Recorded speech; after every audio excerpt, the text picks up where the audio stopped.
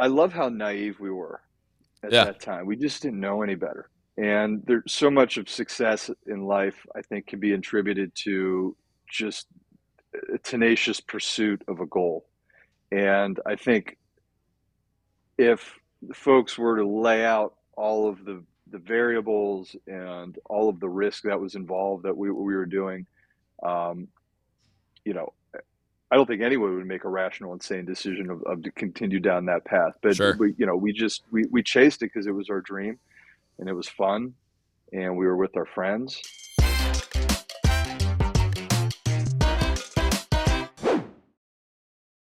All right, can you see me? I can't. You can see my It's a lovely good hair face. day as always. You Always a look good good. hair day here in Cleveland, Always baby. a good for you at least. That's for sure. At least for me, yeah. That's I appreciate that. And one thing that I do appreciate about my friends over with O.A.R. is that I think one of the biggest compliments I think I've ever received is you're like, oh, with that hair, you could be in the band. And I was like, oh my gosh, like I could strum a mean average guitar. I can do G, A, E minor. You know, I could do little things like that. So if you guys ever need me to pop in, just let me know based on the hair only and average guitar skills. That's the whole catalog, man. Couple chords and a good head of hair, man. That's it. And a The can highest do compliment you and a can do can do attitude. attitude. That's right.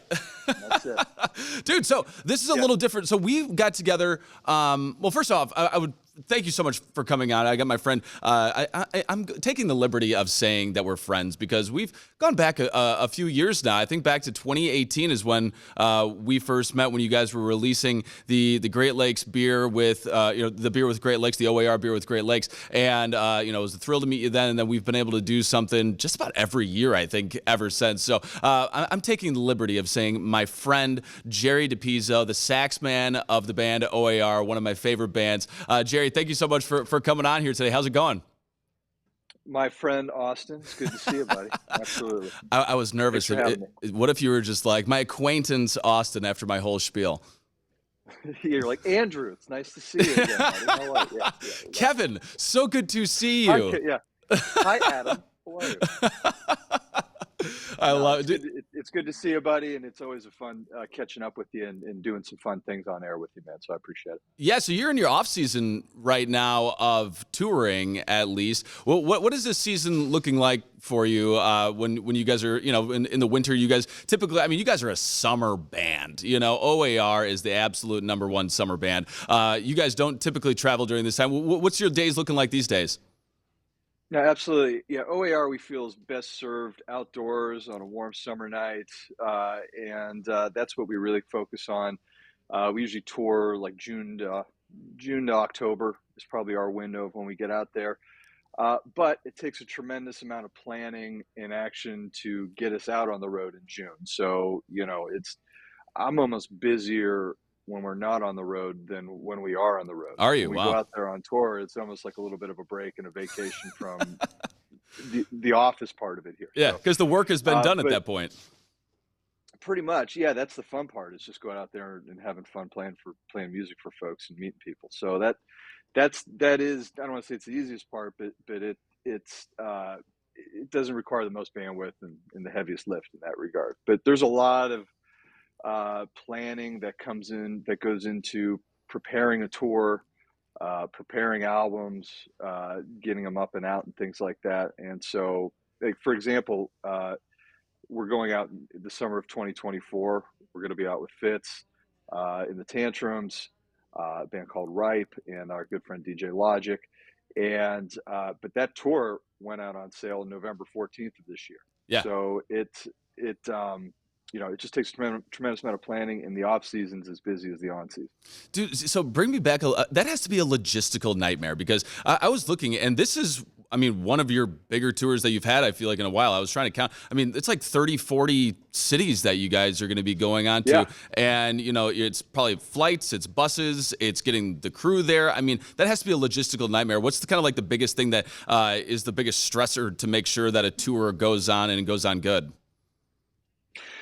I you have, in order to put on a tour like that, you have, so if you're an artist, you have a manager who's like your central spoke of your business hub, and then it Yeah. splits out from there, and you have a bunch of other folks that help you do stuff, including like your record label. You have a business manager to make sure you're dotting i's, crossing t's, and then you have a booking agent that puts tours together. And I think somewhere between the booking agent and the manager, those are the most challenging jobs in the music business by far, Sure. because serve for a guy that like books a tour. It's 37 dates for an O.A.R tour. Uh, the venues like the Jacobs Pavilion there in Hmm. Cleveland, we're going to be there on August 25th. There's probably 5 to 10 artists that want to play on that date at Yeah. Jacobs Pavilion in August 25th of So 2024. do you guys like So cage you have match these for it or what?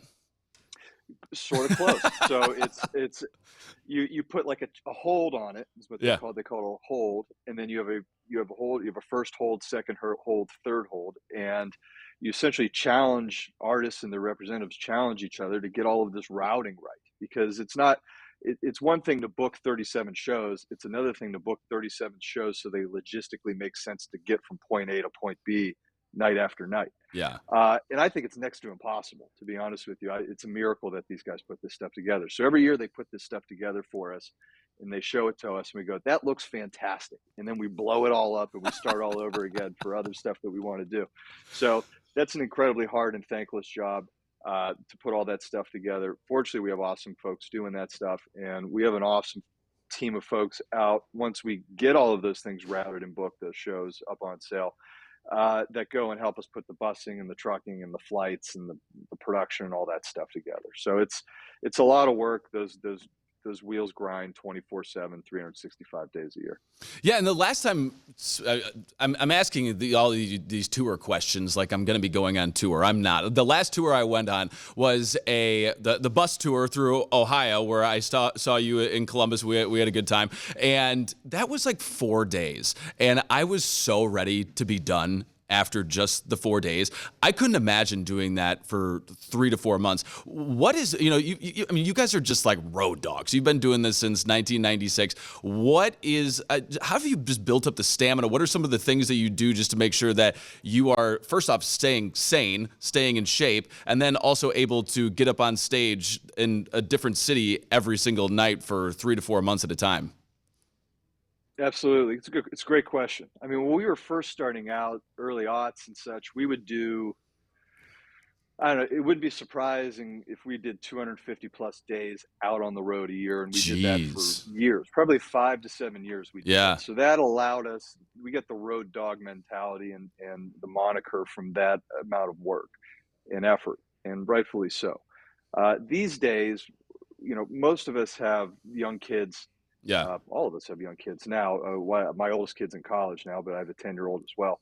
Uh, but you know, it's good to experience life so that we can imbibe it and then write about it and play it and perform it for folks. But if we can't experience it, those other parts don't really make a whole lot of sense, and they don't really happen. So, and it's having an 18-year-old that's now out in her freshman year of college.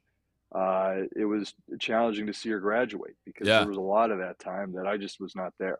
So we make it a point now to be home a considerable amount more than we were in those earlier years when we were in our 20s and earlier 30s and getting after it there. So we're a bit more concise and concentrated with our time away from home. As far as what it takes to get ready, yeah, it's I train for it. I have like an 8 week regiment before tour Do you? that I'll get out and do to prepare to go out there on the road. Uh, I'll lose probably 10 pounds Wow. throughout the length of a tour, from start to finish, just by getting up there and getting after it every day. Uh, it was funny. I have like a yearly physical that I do after we wrap up our summer tour every year. It just happens to how that's how it falls Yeah. on the calendar.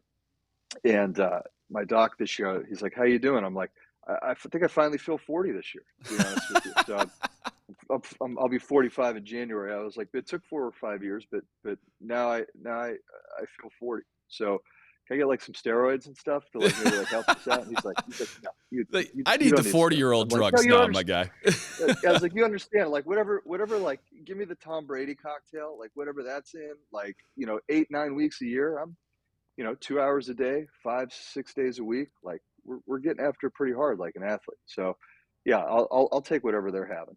Sure. Maybe double it up.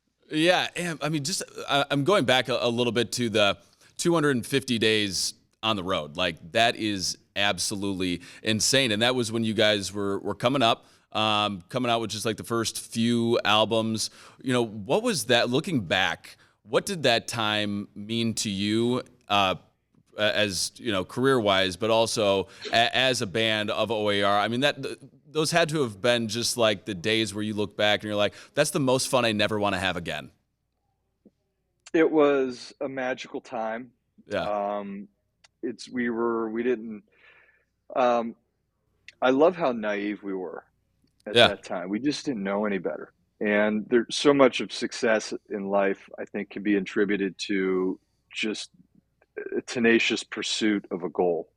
And I think if folks were to lay out all of the variables and all of the risk that was involved that we were doing, um, you know, I don't think anyone would make a rational, insane decision of to continue down that path. But Sure. we chased it because it was our dream and it was fun, and we were with our friends, and things were happening. And what I take a lot of pride in is we got after it with the tenacious attitude and pursuit that we had at that time, and it's provided us the opportunity to try to find more balance in our lives, and um, you know, be able to go out there and do our job at a high level and entertain folks and make them feel good, and then be able to come home and have a presence in our family's life, and just know that we're all at home raising good kids, and giving them good opportunities in life. Yeah. No, that's fantastic. Um, I want to get to the. I mean, you guys have just such an amazing story as a band, as an origin. You guys have been going together for 27 years. I think every kid in middle school has always been like, let's start a band with our buddies. But that's exactly what you joined a little bit later in Yep. college. But I mean, it's incredible that the first time that O.A.R. performed was at the 8th grade talent show. But even before that, like Mark and Chris, and the fact that all the Mark, Chris, Richie, and Benj all grew up in the same town of Rockville, Maryland. That's incredible. But the origin story of that is like every 12-year-old's dream of being like, let's start a band, and that's become what you guys have been doing for 40, 30, 35 years or whatever it's been.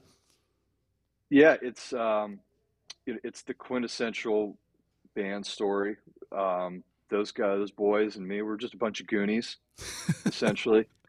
And yeah, the O.A.R's first show together, and that was Mark, Richard, and Chris at the time. They was their 8th grade talent show, Yeah. and I've seen the video. It looked pretty awesome. They did a good job.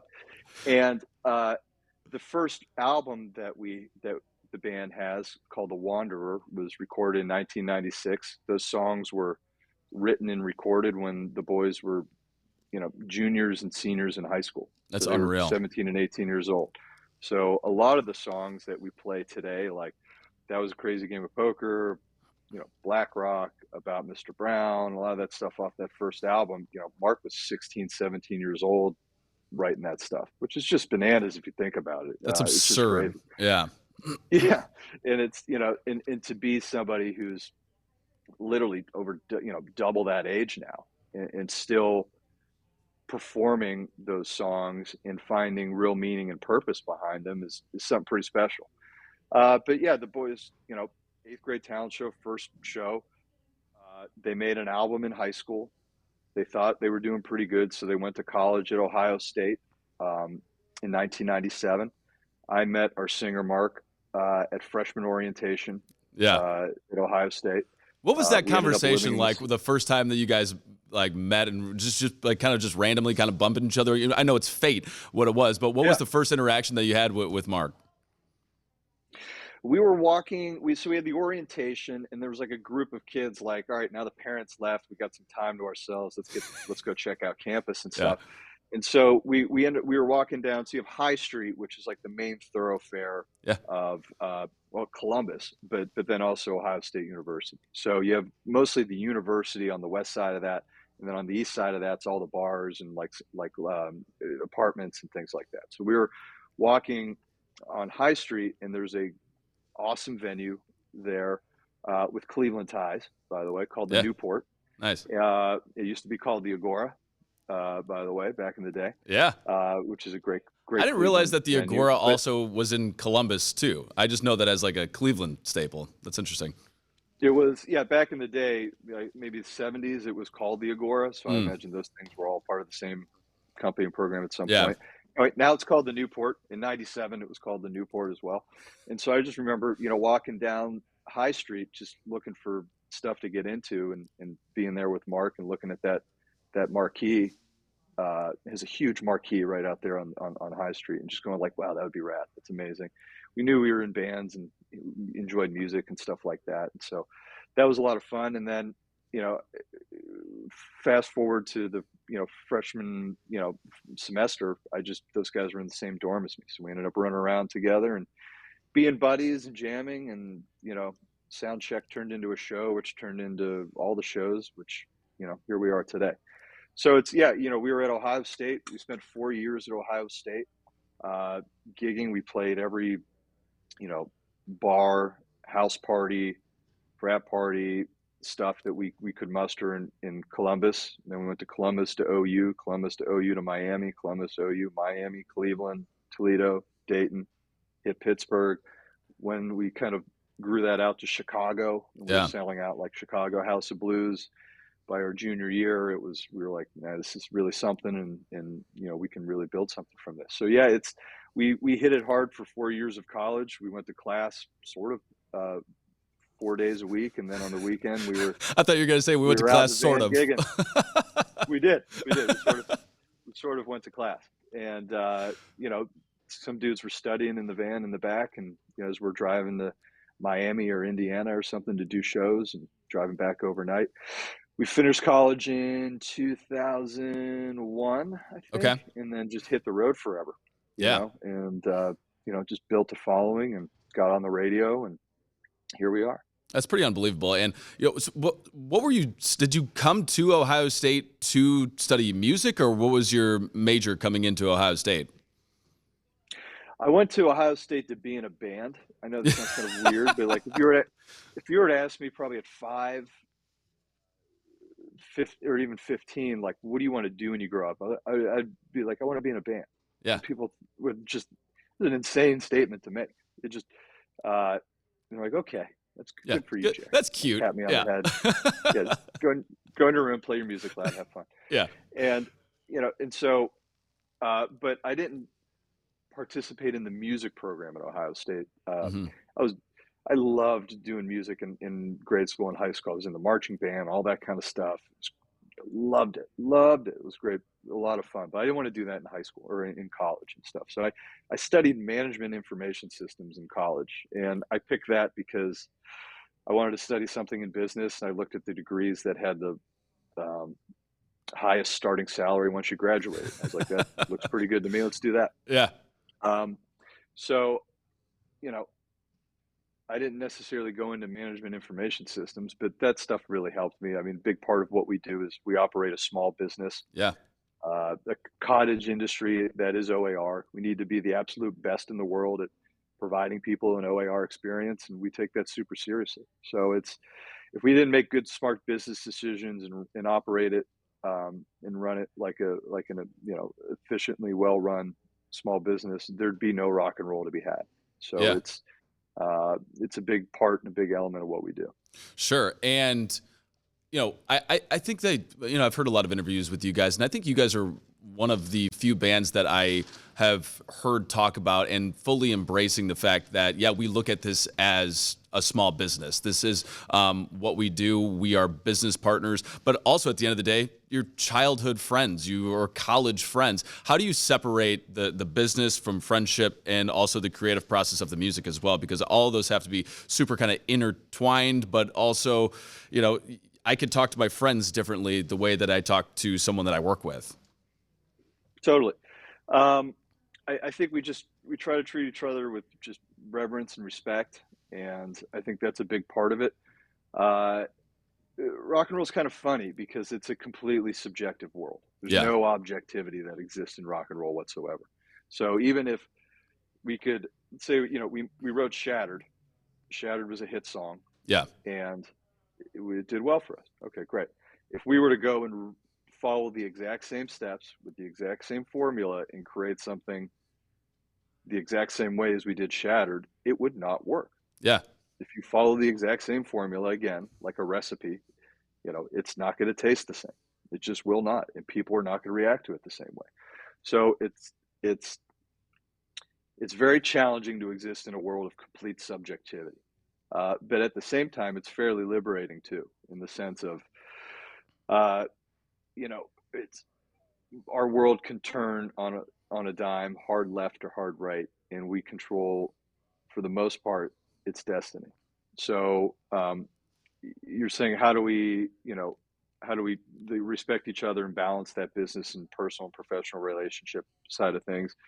I think we chase passionately operating a well-run business, um, and treating everybody with dignity and respect. But at the same time, even if it makes objective sense in a business sense to do something down a path, uh, doesn't mean we're going to do it. And Yeah. because that's the fun part of rock and roll is like we're going to work passionately uh, towards a path and towards a goal. But we'll also blow it the hell up. You know, you know, we'll turn the key and hit that red button immediately and trash it and move in another direction. And I think that's terrifying and liberating all at the same time in the same experience. So that's why it's a pretty hard and difficult and challenging, volatile business to be a part of, because it's equal parts emotion to just risk and ambiguity, I guess, at the end of the day. Yeah, and I mean, you guys have been able to manage it so well, and also just be successful. And I've been around you guys, and you guys also seem to continue to be great friends, if not best friends. Yeah, it's like being married to four other dudes, to be honest with you, for the most part. Congrats on your success. The, Yeah, Thank you. Yeah, yeah. It's uh, it, there's a lot of the same elements to that. A lot of the same, not all, yeah, but a lot of the same elements of, you know. I think part of it, as I'm thinking about and reflecting upon it, is, I treat them like life partners, yeah. and if you think of things through that lens, look at things through that lens, it gets a lot clearer. Yeah, so back to touring a little bit. I love to know what you guys do in your off time. I follow you guys on Instagram. I see you guys are going to like play hockey or whatever it may be. I mean, that sounds like it's like you guys are going to summer camp essentially. Yeah, it's a lot of fun to see. A couple of the guys' kids are into like hockey, Yeah, and they're coached, their dad coaches and stuff like that. So it's a lot of fun, and even some of that's translated into what we do. So like, we have hockey players that are big fans of the band and friends of us and things now. And out in Minneapolis, we do this like crazy game of hockey game where we do like a charity hockey game, and like it's, rock and roll and hockey all smashed together. So that's a lot of that's fun. awesome. But what do other guys do on the off season? A couple guys have some like fun side hustle stuff that they do to keep, on a low key kind of way. Same here. But the business of O.A.R is a 24/7 business. Yeah. So it more than keeps me and us busy in what we have to do. So it's uh, pretty darn full time, I'd say. Speaking of side hustles, I learned earlier this year that you own an RV park, which is just hilariously random. Yeah, it's. I have a buddy of mine, and we get together, and he's a very smart guy and a business oriented fella, and we'll just hang out. Sometimes we'll go, what if we, and we just try to, pick something and we try to answer that question. And sometimes it makes sense, sometimes it doesn't. That one I loved. Um, the art. So we own an RV campground called Riverbend Family Campground, and that's here in Marion, Ohio, just north of Columbus. Yeah. And what we do is like, we create family experiences for folks. 3 generations of families show up and they hang out. It's like their summer camp. It's they use it as like their summer camp or like a second home or like their country club or like a swim club type of thing. And it's just we create great family experiences for everybody. So it's for me, it's like chicken soup for the soul. Yeah. It's a hospitality business. You go in there, you create a good experience for folks, and they give you a couple bucks for it. So I like that a lot. I hope we have many more campgrounds by the end of it. I keep trying to buy another one. To be honest with you, people keep turning me down. So Yeah. kind of hard to acquire, unless you want to pay a boatload of dough. Sure. But I love the business model, and I think it also makes me better at O.A.R because it's a hospitality business and it's a small business, and both of those two elements really have a lot of similarities to what we do in rock and roll. So it actually, I would think it makes me stronger on the O.A.R side of things, just learning a new business and how to make that successful. Yeah, absolutely. I mean, born and raised in Youngstown, Ohio, the pride of Youngstown, one might say. What were you like as a kid, and how did you end up with a saxophone in your hand? I was probably, I don't want to say a quiet kid, but like I had a group of friends. Those are my guys, Yeah. basically in the same grade as me. Like, some folks, like, especially growing up, like my brother. My brother's 2 years younger than me. He had friends that like spanned this huge swath of like grades and stuff. Sure. He'd be in like 6th grade hanging out with like a freshman. Yeah. I'm like, that's crazy. That's crazy. So like, especially back then, if you're hanging out with like older kids, it was like you're pretty cool. Younger too, like So he still is a super friendly dude. People love him. But yeah, I group of friends hung out with. It's my guys. Um, I How did I get the saxophone? So this is a great story. So yeah, in like 5th grade, we all got to pick instruments and Yeah. stuff. For some reason, I think I was like a day late or something like that. Because I remember going in to the band director and I was like, I want to play drums. And he's like, there's 30 people in the band and 17 of them are drummers. Yeah. So, no, Everyone wanted to play drums. Yeah. Everyone, obviously. Still, everybody wants to play the drums. Yeah. Chris leaves. We all run up there and play the drums. It's a true story. So, band director's like, well, you can play the trumpet. We need trumpet players. And so I went home and said, Mom, I need a trumpet to be in the band. She said, your uncle has a saxophone. You can play the saxophone. Yeah. I was like, great. Sounds good. So there you go. That's why I play saxophone. Look, dude, you're just full of fate. You met Mark randomly, and then you just basically got handed a saxophone, and that was it. Like, this is basically just your life. Yeah, look at you go. But you also play guitar too. How many other instruments do you play? Because not only do you play guitar, but you play it like really well. I mean, watching you up there, it's like, I don't know if you're competing with Richie, but I mean, you're definitely rocking and rolling up there. Yeah, it's in 7th grade. Me and my friends and I, we all decided we were going to be in a band. Yeah. And so we asked our parents for Christmas. It was in gym class. We were like, you're the drummer, you're the guitar player, I'll play bass, and this guy sings. And like, none of us could do any of those things, by the way. It was literally like, you're this. What was the band called? It was called Rusty Nail. I think. Oh yeah, it's pretty good. Yeah. I love tetanus. Another one. Yeah. Yeah. Yeah. And so I picked the bass because it had 4 strings, and I was like, that seems like pretty easy. I could probably get after that and do it. Yeah. which was true. So like while everybody else was like learning their instruments and stuff, I learned just like, you know, hitting like single notes on a string, and I'm like, I got this, we're good. And then I would watch what the guitar player did, and I was like, let me he put that down, let me learn his thing, and then the drummer would put his sticks down, I go learn that. It was basic because, you know, we were playing Enter Sandman by Metallica and Angry Chair by Alice in Chains, and those weren't really technical songs, and so I Yeah. just learned my parts early, and now I can play a whole bunch of stuff. So, and then yeah, when I went to college and met the boys, they already had a guitar player and a bass player and a drummer. They're all pretty awesome. So I was like, well, I play the saxophone, sort of, So, and they're like, great. I did. I mean, I barely knew. You know, I knew that like this key, if you pressed it, it would make that note. really? So like you Uh, weren't even that good a saxophone player coming in to no, I don't college? think so. No, no, I could read music and stuff like that, but I improvising or like any of the things that you would really need to do for play saxophone. I figured it out in O.A.R. for the most part, That is and still really, figuring out. By the way, yeah. I mean, but that is super interesting. I mean, fake it till you make it. I guess that's the mantra. there it is, pretty much.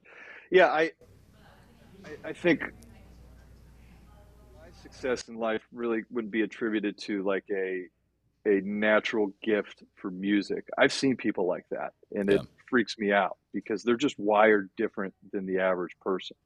They'll hear something, they'll look at something, and it just they're able to do it. And that's pretty rad, pretty awesome. That is not my path. Yeah.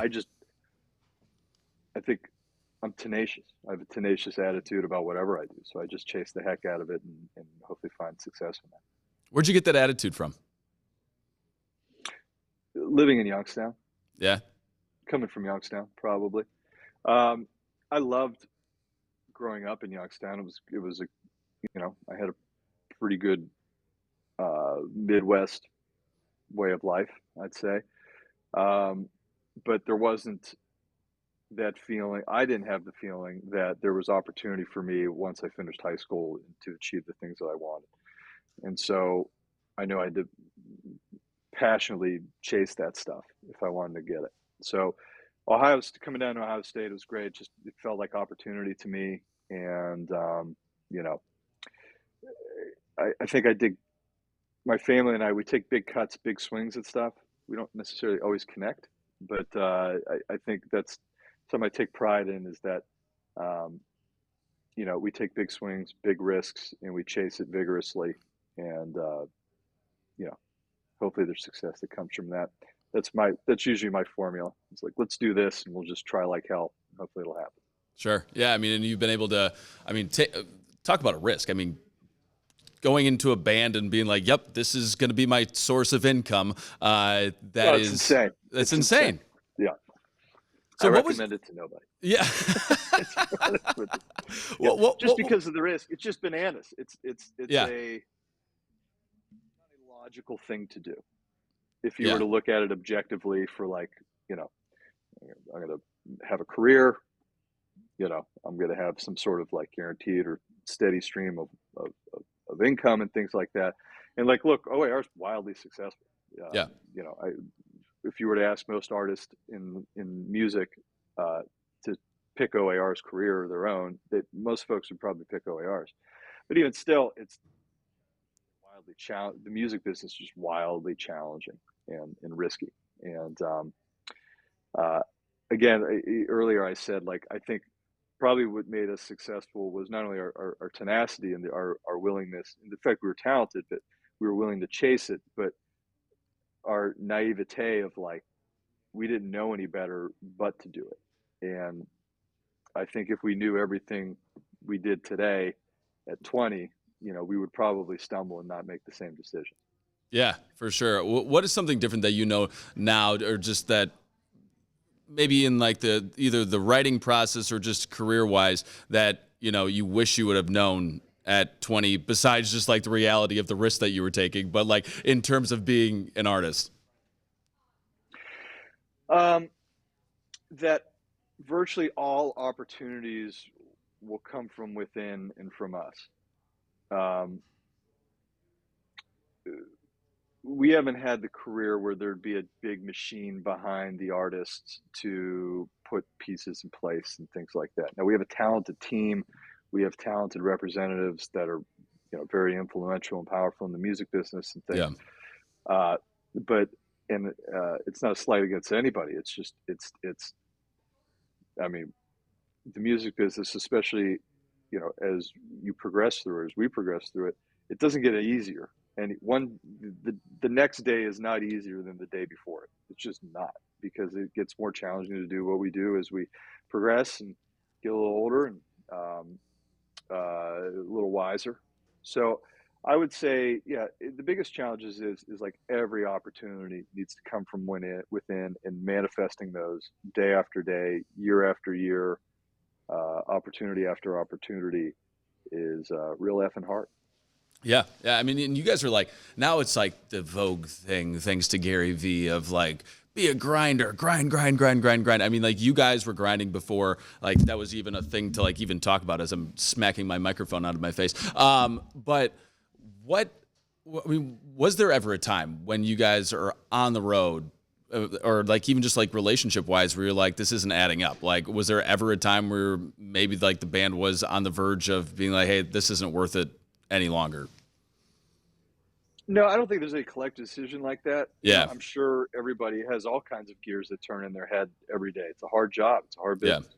Um, there's some very rewarding and gratifying parts to it. It's not lost on me that at the end of my day, people clap for me. You know what I yeah. mean? Like, that's how I finish my work days. People are like, "Nice job, Derek. Great job." So Fantastic work.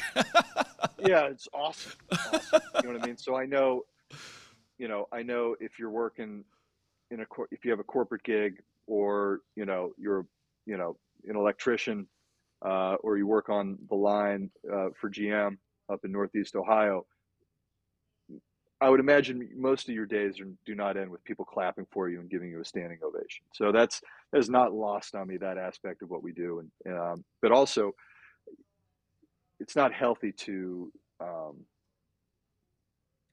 really imbibe a lot of that, or like believe, what I mean, take a lot of that, absorb a lot of that. So I think it's, we try to go out there, work for each other, make good decisions, create music that is authentic to us and a good representation of us. And through all of that stuff, hopefully we can create opportunity for it, create a larger audience, and get people, put butts in the seats. And, for the most part, we do a pretty darn good job of that. Yeah, and with the nature of what you guys do, I mean, you guys have sold out some of the biggest arenas in the world, literally, and have hundreds of thousands of fans. How do you manage egos in that, and just like your own ego? I would. My head would be so big that I wouldn't be able to walk into any door. Like, literally, I'd have to be like airlifted into places. I mean, how do you manage that? I worked at McDonald's as a kid. That's how I managed that.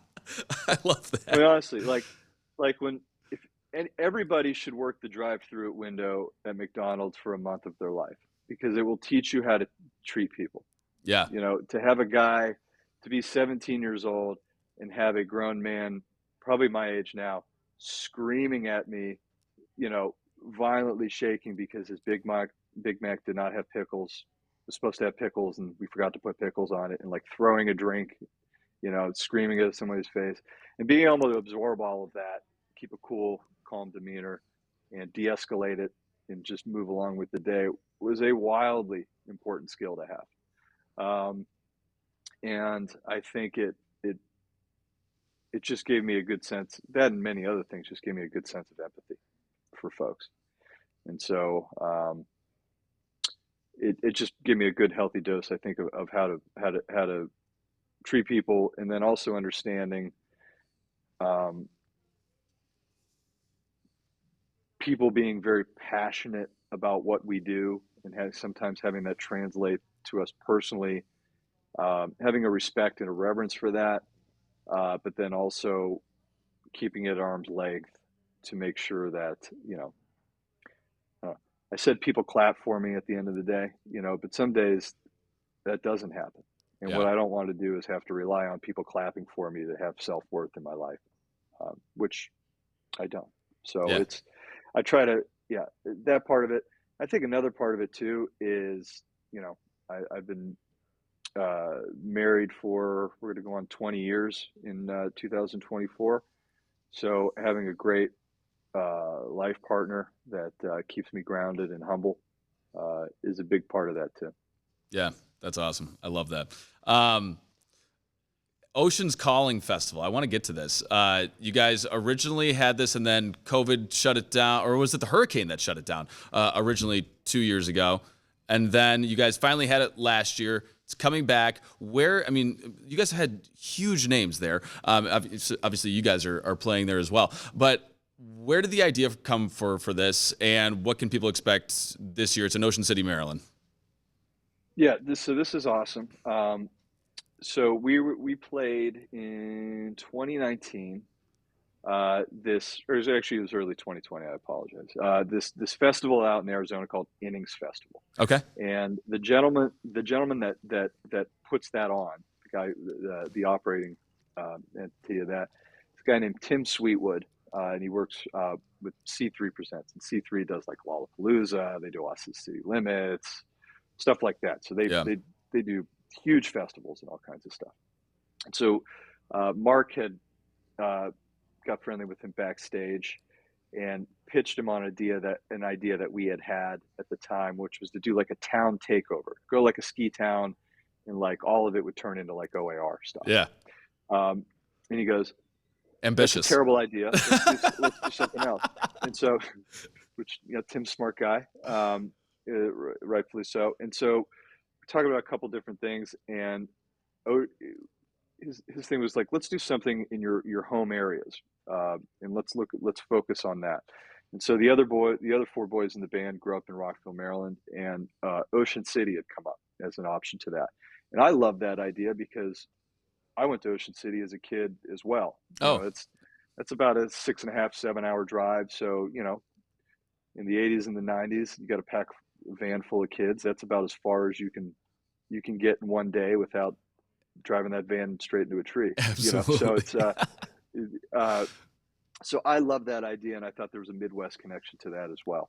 And so we started putting this thing on and working on it, and then COVID hit, and so we worked on it for about 2 years during COVID. Like every week, we would meet and just talk about, either work with the municipality to kind of talk about it in Ocean City to kind of keep it get it up and going and running, or just whiteboard discussions of what artists would we want on the bill. And so in 2022, we had an opportunity to do it, and we had a huge bill of folks. We had like, I forget what the first year everybody that was involved in it, but like our closers were like Dave Matthews, Tim Reynolds, Yeah. uh, geez, who else? The Lumineers were there, a whole bunch of folks, super awesome big bands and stuff like that. And then we weren't able to do that, and then we did it. That was 21, sorry. In 22, we got a chance to do it again. And so we had our headliners were, again, huge, awesome bands and stuff like that, and there was a hurricane. And so Uh, we had put it all up together. We had been there. It's at the end of September. Normally when you create, here, let me back up a little bit. Normally you would create a festival, and it takes about 3 to 5 years to really build up a festival's base. You take a bath on it for years just to try to get enough notoriety and recognition to get people to kind of come and show up consistently. Ocean's Calling first year just blew the doors right off of it. So yeah. it's just it was an anomaly in the sense of like it worked year one as far as people reacting to it, selling a boatload of tickets, getting a bunch of awesome artists on the bill and things like that. So we were super excited for it. It got shut down by a hurricane. So there was a hurricane in Florida, but its tailwinds and stuff were coming up on the East Coast, and it just we had to cancel the festival. Brutal. And so it's brutal. And so in people worked so hard for that. Yeah. And in 2023, we had an opportunity to do it again, same time frame. Weather was rough still, kind of leading up to it. That whole entire week where it takes an entire week to put all that stuff up. And then like the Friday of the festival, Thursday night into Friday, it cleared up enough to like get everything put together and stuff. And then we had the festival was able to happen last year, and it was incredible. I mean, we had, I think, 51,000 people a day come to the festival. I mean, just bananas, and it was a great experience. Um, Kept everybody healthy and safe. We get to do it again. So I'm thrilled for all of that stuff. So it's we just announced it. It's gonna be September 27th, 29th of 2004 in Ocean City, and we're thrilled for it. The lineup's gonna be awesome. We're working on it now, and Can we get a just little breaking what a news? gift and what Who a are you treat. guys working on? Because last year was what, Oh, like I John can't. Mayer, Alanis Morissette, like those were two of the big Yeah. Oh, headliners, we had right? so many. Yeah, we played two sets. On Friday we played, and then we had a ton of bands, but like some notoriety. Alanis Morissette and Jack Johnson were on those days. We had John Mayer on Saturday. We had Incubus. We had uh, got Lumineers. We had Weezer. We had just a ton of awesome bands. Yeah, And just thrilled to have Noah Kahn, who, the first year has was like blown up. the very, top. And then like, last year he just blew up. He had a huge audience. So it's awesome actually too, to see like year over year folks that were kind of like fine print, and now we're doing stuff, and like see the print in the name of the artist get bigger and bigger That's on the awesome. poster and stuff like that. So it's a great experience, and it's a cool experience to see that other side of the business, to music business, which as an artist we're normally not privy to. So Yeah. uh, it's pretty awesome, man. We're very appreciative and humbled for it, and hats off to Tim Sweetwood, our operating partner, and C3. Those guys are incredible at what they do. Yeah, that's fantastic. You mentioned Dave Matthews, and I would say that my favorite bands, transparency is O.A.R. Check my Spotify rap. I'm a 1% listener, absolutely, but followed very closely. Big number. Big numbers. But very followed closely is Dave Matthews Band, and I know that you guys went on tour with him earlier in your career. I mean, what was it like being out with him? Because you guys were opening up for him in his like absolute heyday, and then I need a Dave Matthews Band. I need a Dave Matthews story, because that guy seems like the most eccentric person I've ever potentially could meet. Yeah, I think that's pretty fair. I mean, it was great to. Those guys were always awesome. Were and still are awesome uh, to us and stuff. Um, we have the same management company, and like Mm, that whole company was started um, with Dave Matthews Band, and built that up, and Red Light Management's the name of the company, and that's they're a pretty huge player in the business and stuff. And Dave DMB was the first artist on that roster. We were probably number 3 or 4 wow. on that. So it was great to have those guys as a blueprint of this is what success looks like. Um, and there's a lot of elements of what they do that if to follow, and to achieve our own and manifest our own success and things. So that's been great. And yeah, it was awesome to see those guys. Um, I don't want to say. I mean, if you see them today, they're incredible. They Yeah. still will peel the paint off the walls at every venue that they play, and they still draw huge numbers. And so it's been great to be a part of that experience, and that ride with them. Um, and their audience has always been awesome to us too. Like I remember, I went to plenty of DMB shows in high school and college too, Yeah. and I always remembered that nobody showed up for the support act. Everybody would be in the parking lot tailgating, getting Oh ready yeah. for the DMB show. Yeah. Been there. And so we yeah. So if I and I always took it as a great badge of honor that when we did open for them, there was a lot of butts in the seats when we went on, and that was always a lot of fun to see that right before we went on, there was nobody in the audience, and then to get up on that stage and people to hear it from the parking lot and just see the funnel of people starting to come in and stuff. And by the time we finished up the show, our sets and stuff like that, they were pretty packed houses. So Yeah. that was a good tip of the cap from the DMB audience to us, and we certainly appreciated it.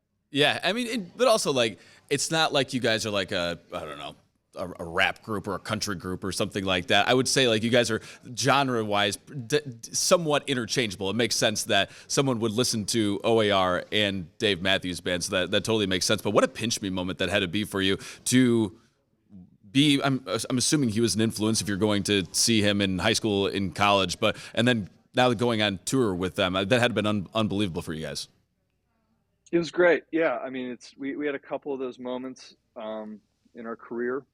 That was a lot of fun doing stuff like that, and yeah, you'd be surprised. Like artists' audiences are pretty bougie about other artists. Yeah, So like if you go and open up for somebody, it's not to have an audience kind of like sit there and stare at you for weird is sure. not an uncommon experience. If you go to an O.A.R. show and see an artist support us, there may be some folks that are out there a little bougie about that.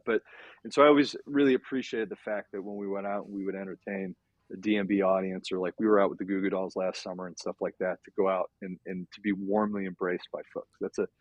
To win people over like that. It's a lot of fun. It's a great challenge, and we're pretty seasoned at this point, so we can read a room pretty well and get after it. Well, I was at Blossom, saw you guys absolutely rocked it. From my vantage point, we were all talking. It was like it's very clear who is here for O.A.R. and who is here for the Goo Goo Dolls, and I'm pretty sure at Blossom it was 50-50. Of course I was excited to see Goo Goo Dolls, but I came for you guys. Yeah, well, Cleveland's been great to us. One of the very first markets that in cities that we played, dating back to when we were teenagers. So it's we would be playing the Agora Ballroom and things like that. Agora Theater. I'm sorry, what was the first place we played? Peabody's. Peabody's. First place we played on the flats. Yes. Yeah. We played Peabody's first, and then we went to the Agora Theater, and then we went to the Agora Ballroom. I think there's two different same venue, two different venues are in the same venue. Sure. And then we've been at Jacobs Pavilion Nautica there for a long time now. And so I'm so glad you guys are coming back there this year. It's my favorite place to see a show. Love it. Me too. I really do. It's loud as all hell, and being on the river, it's a lot of fun. You finish a song, all the boats kind of pull up behind you and stuff. You got the cityscape behind us. Every once in a while, we get lucky and somebody hits a home run and a bunch of fireworks go off at the stadium and stuff during the show. But one of my favorite parts of playing in Cleveland down at the flats and at Jacob is when we finish a song, those boats will lay on the horn. I love that. Yeah. Instead of clapping, you're like all the foghorns and stuff. It's a very unique experience. You don't get that at every venue. It always puts a smile on my face. Yeah, I'm so glad that you guys are back. Last year when we saw you guys were going to Blossom, we were like, okay, I'm glad they're coming into town. Blossom's kind of a pain, but I love being there. If I could just be airdropped into Blossom, that'd be fantastic, but it's like one way in, one way out. So of course we had to take a party bus, which was great. But being in Jacobs, I'm super pumped up for it. Real quick, before so when you guys are coming August 25th, we're doing a little ticket giveaway, correct? What can people expect when they see August 25th? Well, we'd love to see you guys August 25th at Jacobs Pavilion down there in the flats. We're going to give away the Austin Love Super Ultra VIP package here. You don't get to meet O.A.R. You have to meet me. Yeah, you're getting the Austin Love here, but it's 2 tickets. You can come backstage, say hi to us before the show, and we do this thing called the huddle. So we go side stage right before each show. We kind of all huddle up. We say some inspiring words. We want 2 folks to come out there and kind of join that with us. That's the last moment that we share together before we go out there on the stage and get after it. So 2 tickets to the show. Come out, hang with us backstage, huddle up with us, and enjoy the O.A.R. show. Absolutely. Now, in a perfect world, we're going to put this on air, but what should people have to do to win the tickets? Oh, that's a good question. Should we have people sing or something? I like that. You like that? What's your favorite O.A.R. song? What's your favorite O.A.R. song?